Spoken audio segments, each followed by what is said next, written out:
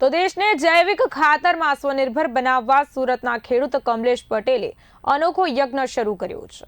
માંગરોળિયા ગામમાં કમલેશ પટેલ ઔદ્યોગિક સ્તરે ઘન જીવામૃતનું ઉત્પાદન કરી રહ્યા છે। દરરોજ 40,000 કિલો ઘન જીવામૃત અને 1,000 લીટર જીવામૃત તૈયાર કરી વેચાણ કરે છે।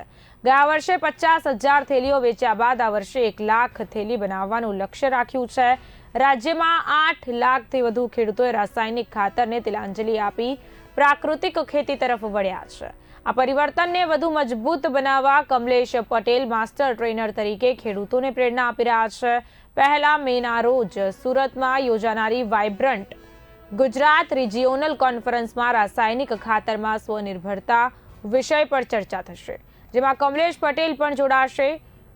ઘન જીવામૃત જમીન સુધારે છે, સાથે જ સૂક્ષ્મ જીવોની વૃદ્ધિ કરે છે અને ઉત્પાદન વધારે છે। કહી શકાય કે સુરતના ખેડૂતોને પ્રયાસ સમગ્ર રાજ્ય માટે પ્રેરણારૂપ છે। મારું નામ કમલેશ કે પટેલ, ગામ અંબેટી, તાલુકો પલસાણા, જિલ્લો સુરતનો રહેવાસી છું।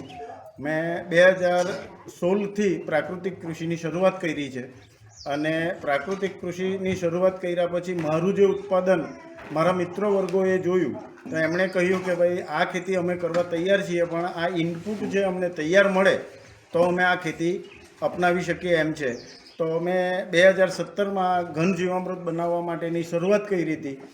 પહેલા વર્ષે મેં 3,000 બેગ બનાવીને શરૂઆત કરી છે, પણ ખેડૂતોમાં માંગ વધતા એને મેં એસ્ટાબ્લિશ કરીને આજે 1 લાખ બેગ વર્ષ દિવસે હું બનાવું છું ઘન જીવામૃત। અને સુરત જિલ્લાના મોટે ભાગના ખેડૂતો સુધી પહોંચવાનો મારો પ્રયાસ છે અને એવી આશા રાખું છું કે સુરત જિલ્લાના મોટે ભાગના ખેડૂતો પ્રાકૃતિક કૃષિ કરતા થાય।